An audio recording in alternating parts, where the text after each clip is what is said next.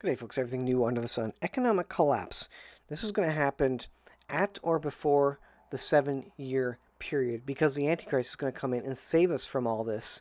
Is George Gammon on YouTube speaking about that, and is he naming the date, which seemingly lines up with the start of the 7-year period, or maybe just before it, according to what I understand as the timeline of the return of the Lord? Listen to what he says about the dates, early March 2024. Specifically, the probabilities will be the highest that we will see this economic crash that a lot of these indicators are pointing to. One. So if we add up the lag effect from every single recession going back to 1981, basically, it's pretty easy math. Even I can figure this one out. So if you just add up these numbers, divide by 5, you get on average about 11 months. Once the Fed pauses, that's when the proverbial stuff hits the fan. Assuming the Fed has already paused, that would take us to June of 2024.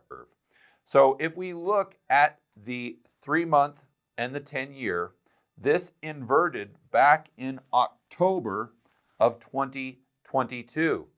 And on average, we see about 14 months between when that curve inverts and the stuff hits the fan. This would take us to December of 2023. Kind of average these two out. That takes us to March of 2024. This is a combination of GDP and GDI, gross domestic income. And this is from the Philadelphia Fed. And we can see that pretty much every time this goes negative for 2 quarters, we are already in a recession. We have had 2 quarters of negative GDP plus growth, which would indicate, based on this very, very powerful metric, that we are already in a recession. That the probability is extremely high that we do experience a recession or an economic crash, a hard landing, within the next 6 to 9 months.